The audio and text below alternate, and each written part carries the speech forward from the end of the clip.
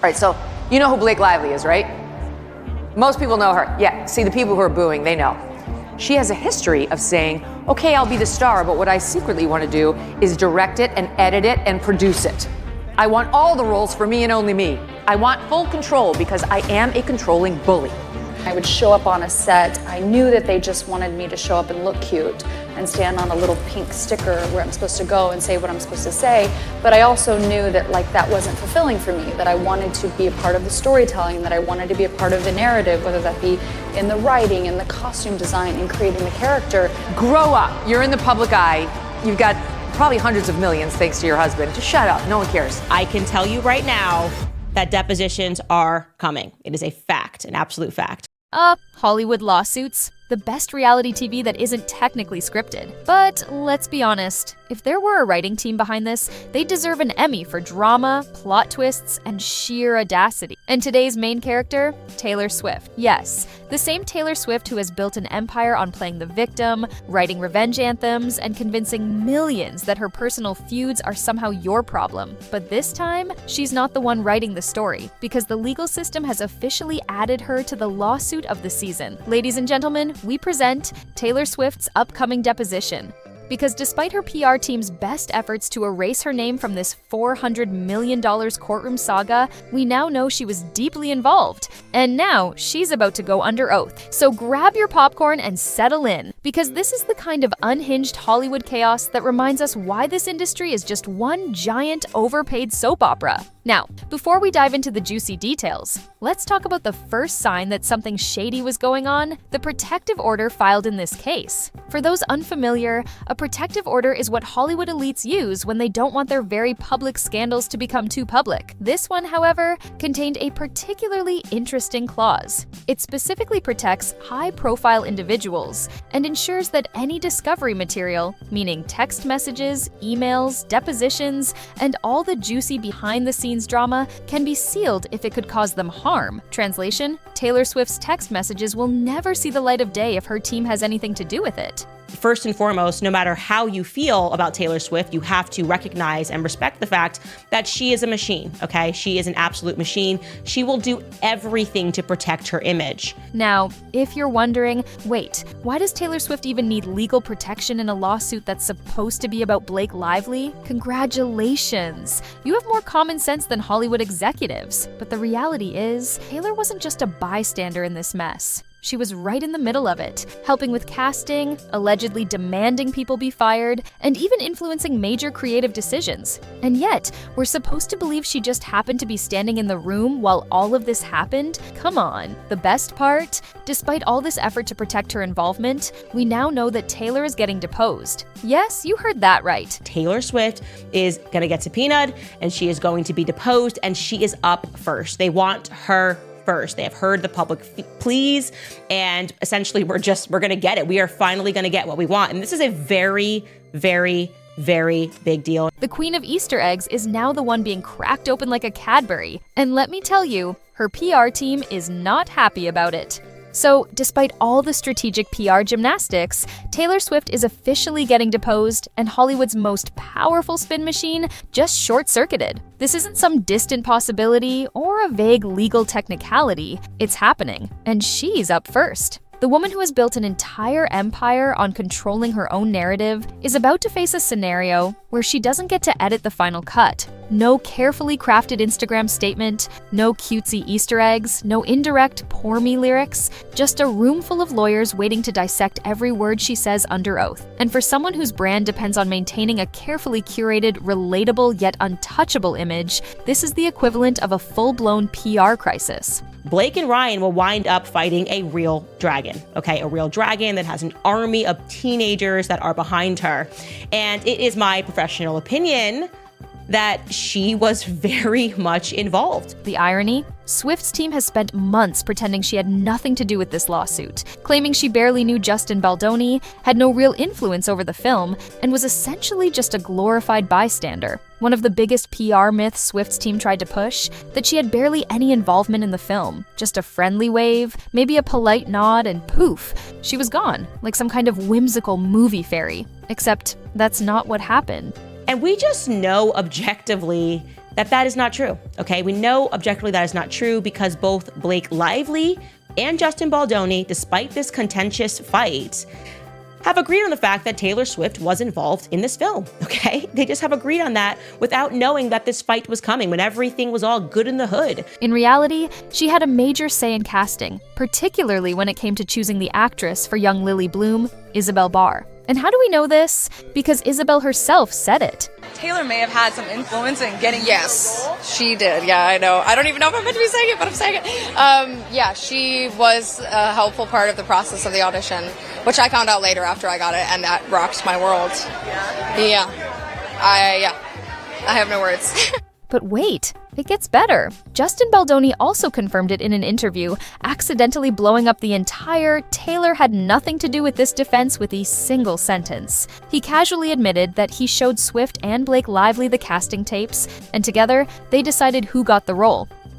She told me Taylor Swift helped her get the role, like signed off on her audition. I had brought in, I was casting, and I had actually brought in and showed her casting tape to Blake and Taylor, and they were both like, "Yes, her." And that's a true story. But she just blew me away. She just blew me away in the audition. And yet Swift's PR army is still out here trying to convince the public that she had nothing to do with this movie. The problem? The receipts say otherwise, and now, thanks to this deposition, those receipts might actually get read out loud in court. Sounds like he's maybe seen Taylor Swift more than at that one time at the apartment in which she was quote unquote startled and never spoke to him again, according to the PR team. Ah yes, the classic Hollywood power move. I'll let you use my song, but only if you fire these guys. Because nothing screams artistic integrity like allegedly demanding the removal of an entire film composer just to get your track in the movie. According to a now infamous Reddit leak, which, by the way, turned out to be eerily accurate on every other claim so far, Taylor Swift reportedly got the film's lead composer Brian Tyler fired, along with the guy working under him, all for personal reasons. The deal was simple. If you want Swift's song My Tears Ricochet on the soundtrack, those two composers had to go. And guess what?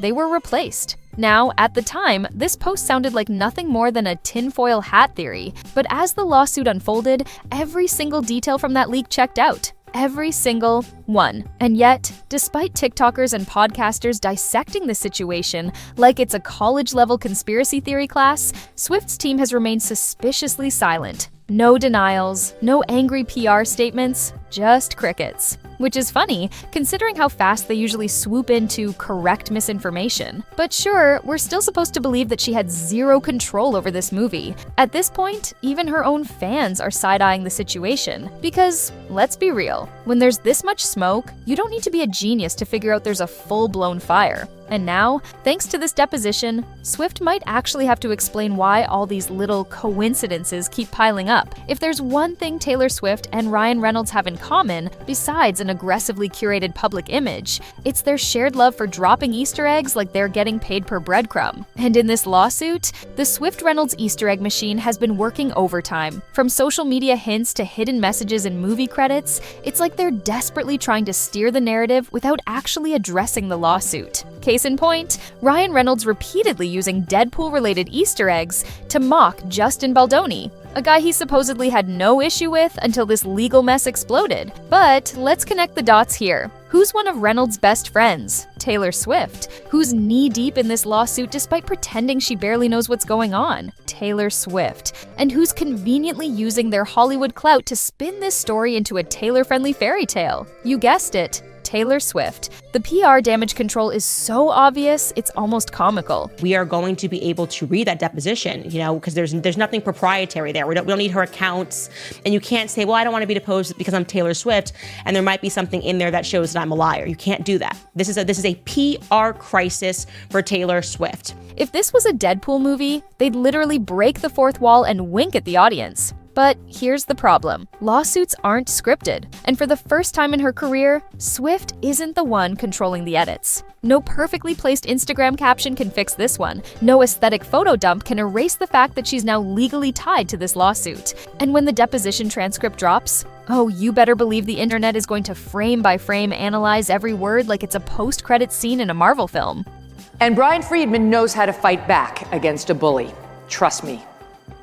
And he started telling everybody Justin Baldoni's side. He told us that Justin Baldoni denied those claims of sexual harassment and only tried to appease Blake Lively because she was such a high-maintenance diva bully brat. He had to bend over backwards just to get her to shut up and complete the film.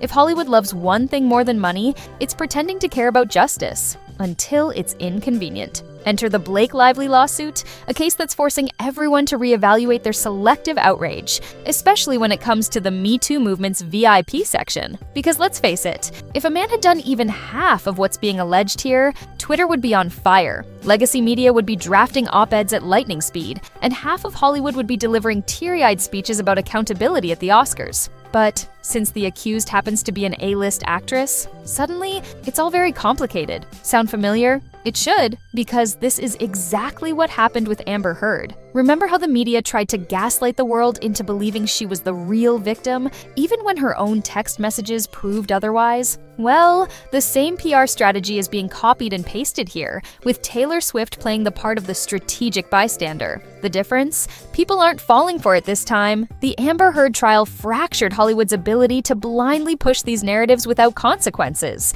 And now, Swift's deposition is about to test whether the industry has really learned anything, or if they're still clinging to the idea that celebrity-approved activism can be used as a get-out-of-accountability-free card. Either way, the public isn't buying the nothing-to-see here act anymore. And for once, a Hollywood cover-up might actually be too messy to sweep under the rug. At the end of the day, Taylor Swift wanted to be part of Hollywood's elite power circle. Well, congratulations, you've officially unlocked the legal consequences that come with it. For someone who has spent her entire career mastering the art of controlled victimhood, this is one scenario where she can't simply drop a cryptic song lyric and walk away. No Instagram essay, no poetic Easter egg hunt, no poor me narrative is going to erase the fact that she is now legally entangled in a $250 million lawsuit. And while her PR team scrambles to airbrush her involvement out of history, the reality is simple. Swift is getting deposed, and there's nothing she can do about it. This isn't just a minor inconvenience,